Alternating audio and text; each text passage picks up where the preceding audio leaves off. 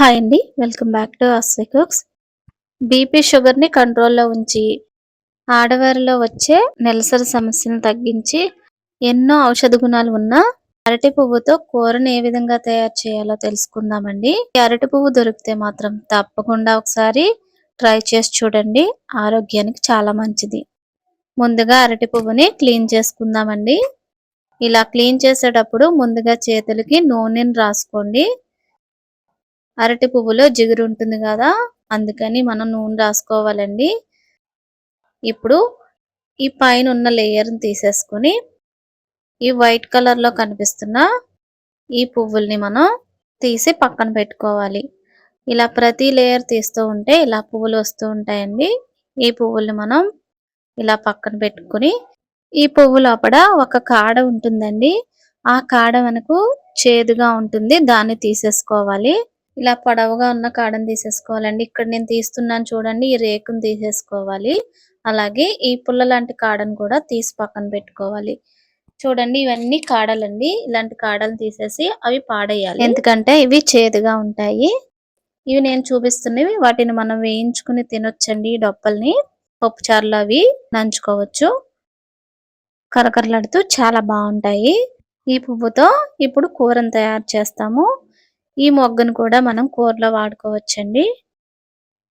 ఈ పువ్వుని కట్ చేయడానికి ముందుగానే మనం నీళ్లు తీసుకుని ఆ నీటిలో ఉప్పు వేసుకుని ఉంచుకోవాలండి. ఇలా పువ్వుల్ని చిన్న చిన్న ముక్కలుగా కట్ చేసుకోవాలి. ఈ పువ్వుని కట్ చేసుకున్న వెంటనే ఈ ఉప్పు నీటిలో వేసేసుకోవాలండి. లేదంటే ఈ పువ్వు నల్లగా అయిపోతుంది. ఉప్పు నీటిలో వేసామంటే నలుపు రాదు. ఇలా మొత్తం అన్ని కట్ చేసుకుని ఈ నీటిలో వేసేసుకోవాలి.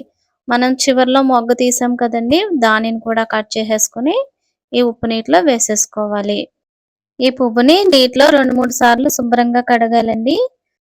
ఈ పువ్వుని కడిగి పక్కన పెట్టుకున్న తర్వాత పాన్లో ఆయిల్ వేసుకుని, ఆయిల్ కొంచెం వేడెక్కిన తర్వాత పోపు దినుసులు వేసుకోవాలి.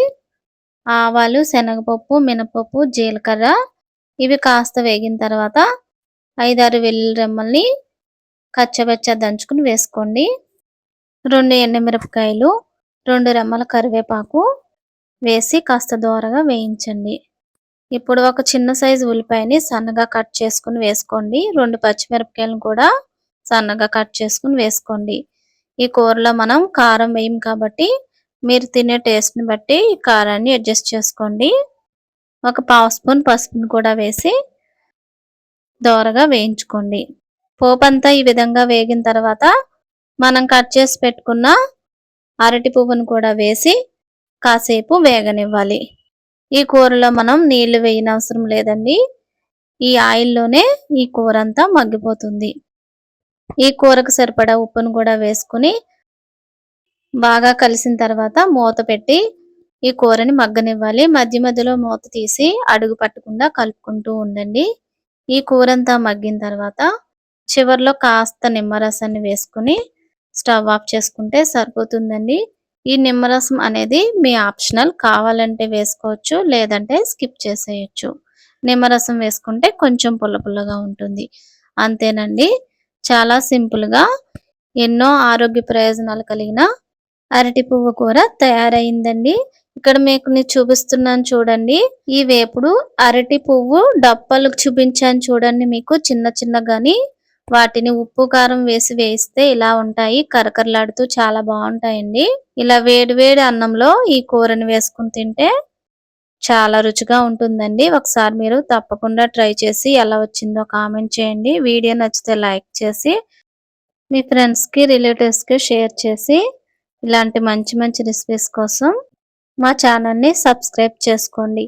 Thank you for watching.